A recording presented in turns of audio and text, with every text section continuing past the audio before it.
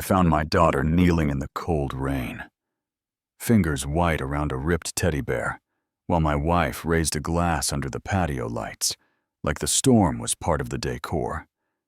And in that second, the neighbor's letter in my pocket felt heavier than every contract I had ever signed, heavier than my own name, heavier than the silence I'd been living with for months. And I realized the house I came home to didn't have a heartbeat anymore. It had a script. My name is Daniel Pierce. I build companies for a living. But the truth is, I've also built tidy excuses. You know what I mean? Align the papers. Align the day. Pretend alignment is the same as love. And that morning in the executive suite on the 28th floor, everything still looked perfect. White light on glass.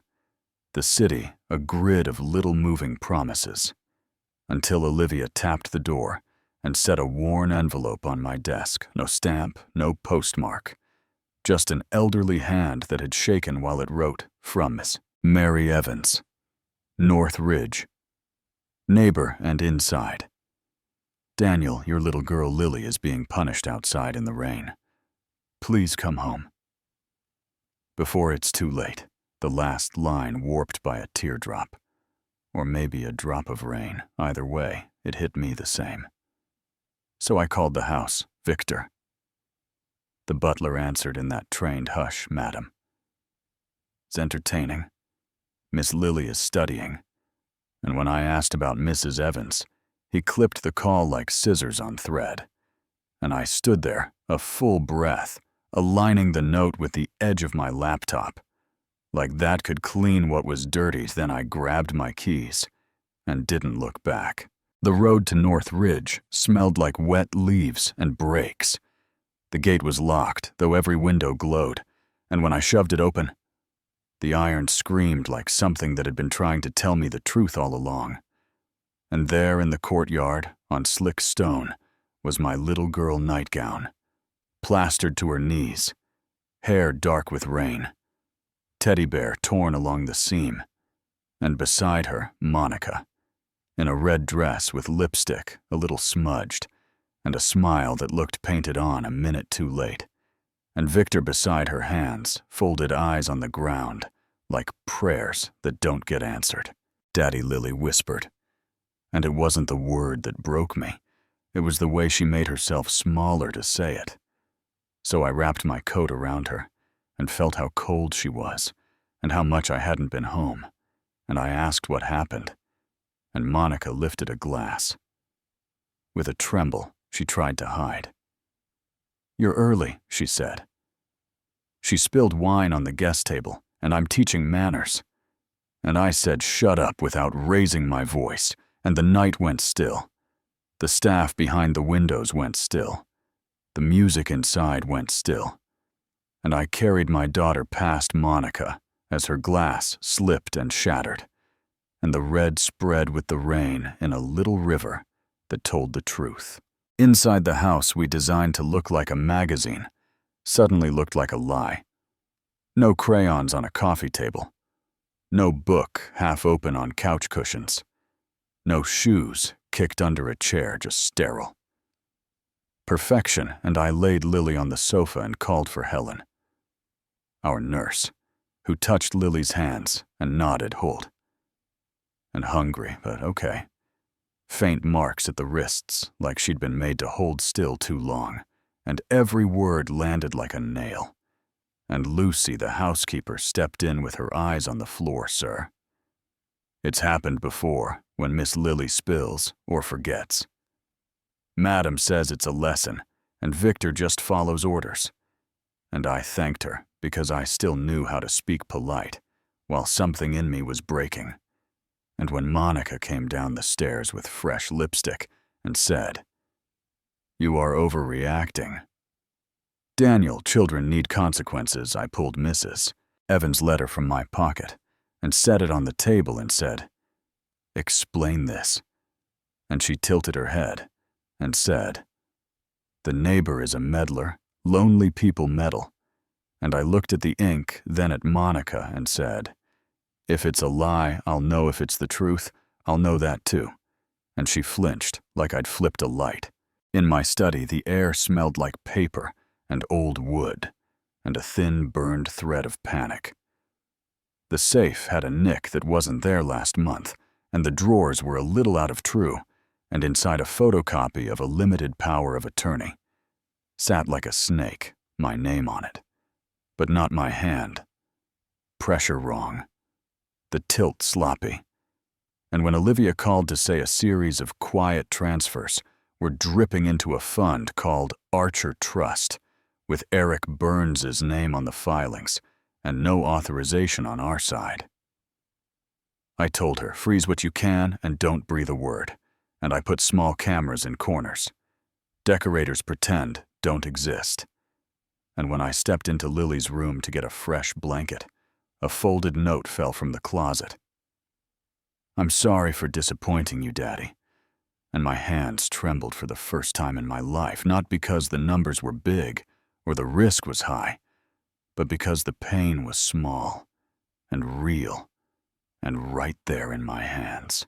I called Harper, an old friend who used to be a PI and still knows how to move like a question mark through a crowded room, and he said, "Long time, what did they take?" And I said, "Maybe money, maybe more." And he showed up at dawn with a scanner and a calm that slowed my blood. He photographed signatures, sniffed ink, muttered, "E-pen imitation. Smart, but lazy. We'll prove it." And he looked at me and said, "There are two fights. The one for your daughter and the one for your company. We do both or we don't do it at all." And I nodded, because that's what I do. I nod and then I move. That afternoon, Monica leaned into the office doorway like nothing had happened. "We should host something small this weekend," she said, "with short people, keep up appearances. Thomas will come, Eric too.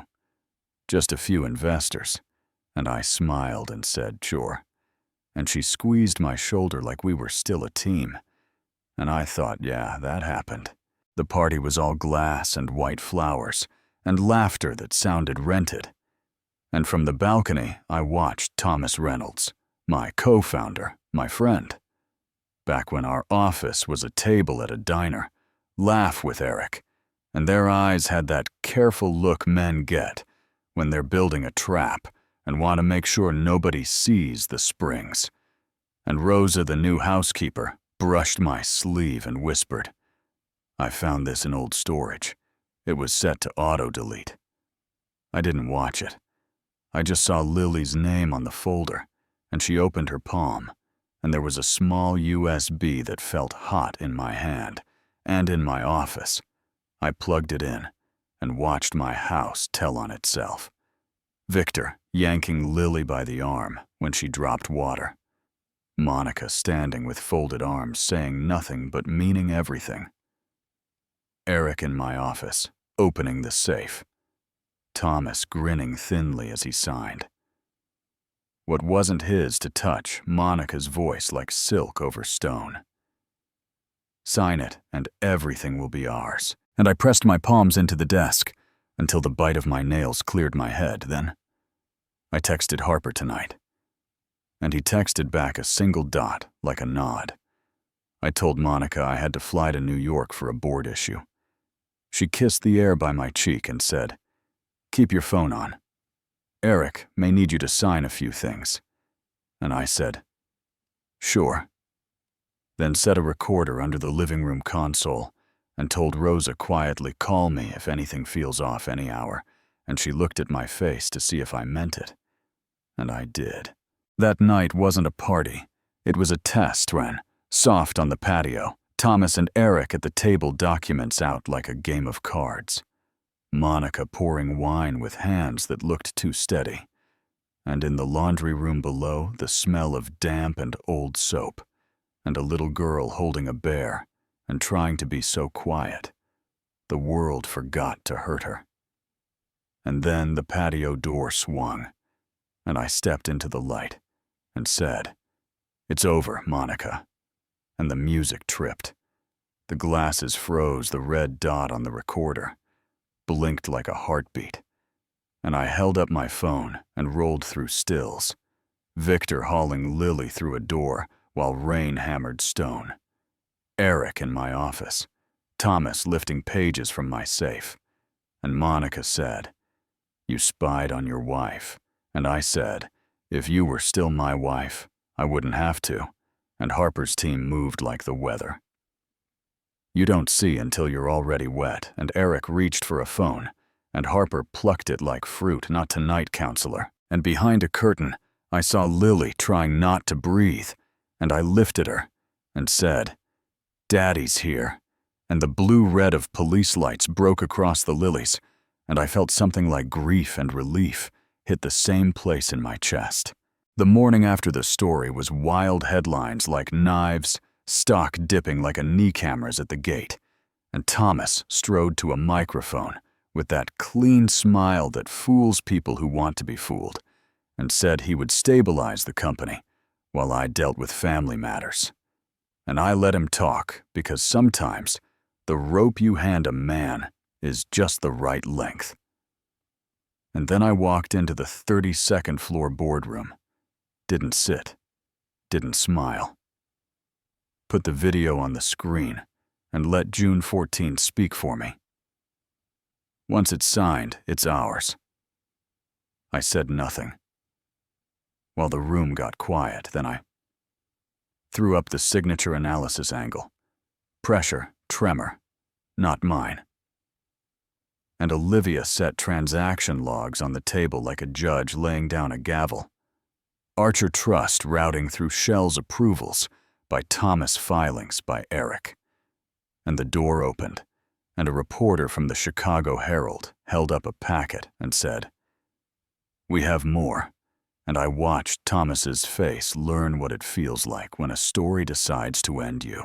Harper followed the money to Grantwell Capital, a competitor quietly accumulating our shares, while Thomas bled us out. And I convened a handful of neutral shareholders in a riverside hotel room that smelled like old coffee and new decisions, and said, "We move executive power to an independent trust. Until this is done, this isn't about my image.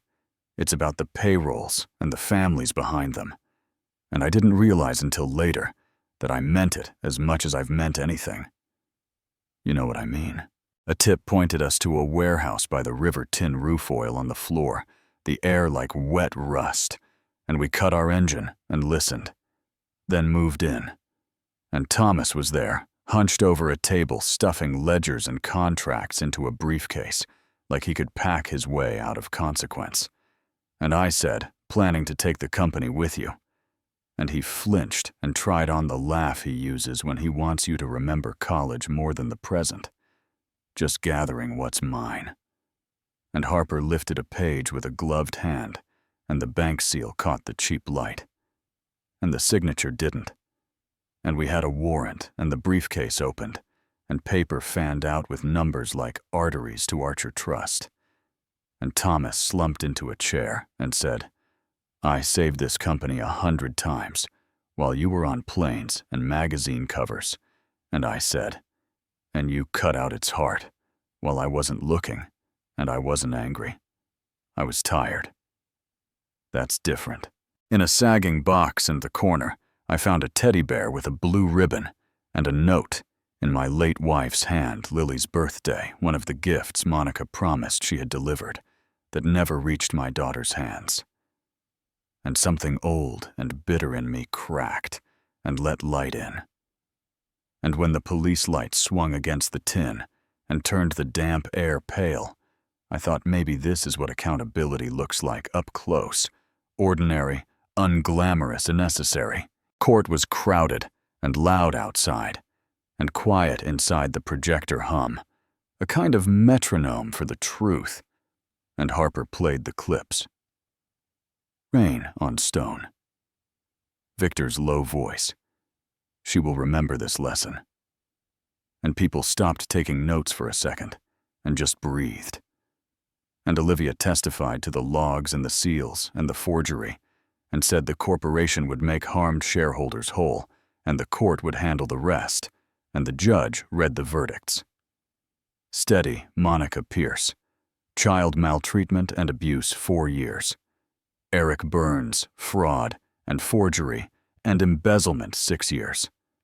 Thomas Reynolds, fraud and forgery and breach of duty, 8 years, and the hallway erupted in questions.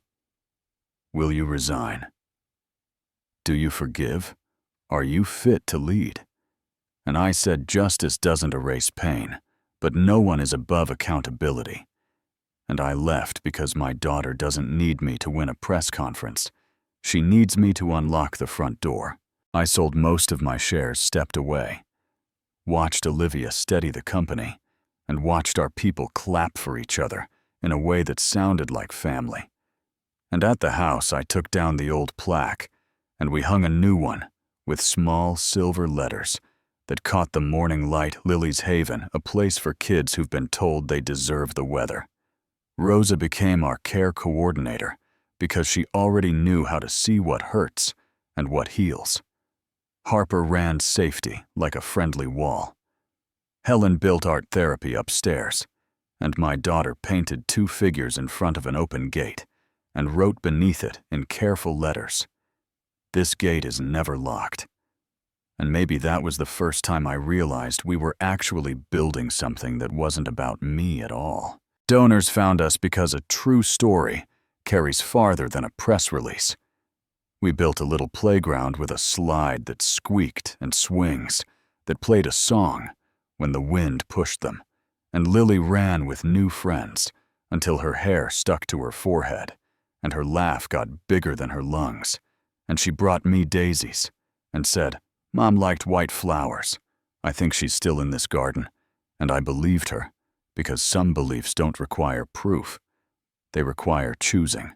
A year later, a paper ran a quiet headline about a company's rebound and something about social responsibility, and people said nice things. But what mattered was a small mailbox at the Haven that held a letter with a shaky hand. The same hand that started this story. Thank you for believing one child was saved, and many others will be loved. And I pinned it beside a family photo that captured a world that doesn't exist anymore. And that's okay, because the world we're building now is louder with laughter and softer with edges. If you're waiting for a clean fade to black, yeah, that would be convenient.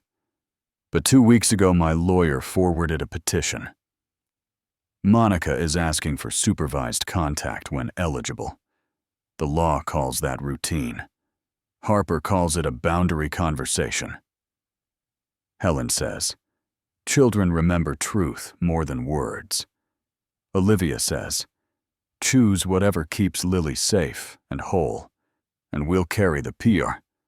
And I sit some evenings on the porch while the sun turns the yard the color of honey. And I listen to the swings and the high little voices, and I wonder about second chances. Who gets them? Who earns them? Who pays for the ones we hand to the wrong person?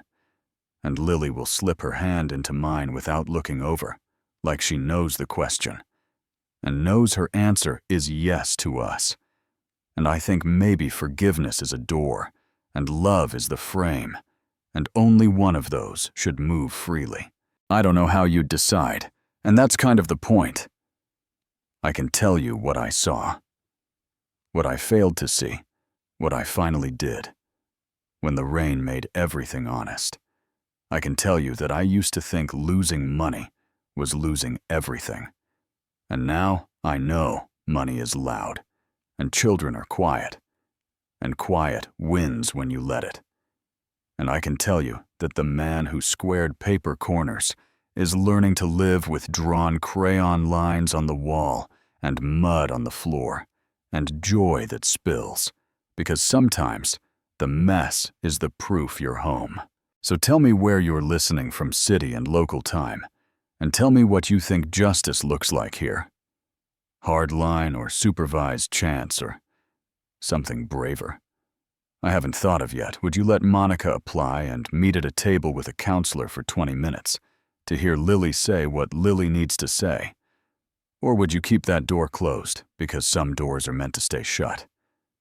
And while you're at it, tell me if you've ever had a neighbor who saw what you couldn't and wrote you a letter that changed everything. You know what I mean? Drop your take in the comments. Argue with me.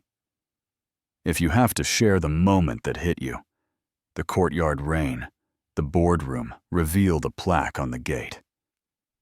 I'll be here, porch light on, reading every word while the gate opens and opens again, and the evening in Lakefield slips toward night, and the swings keep singing their small, true song.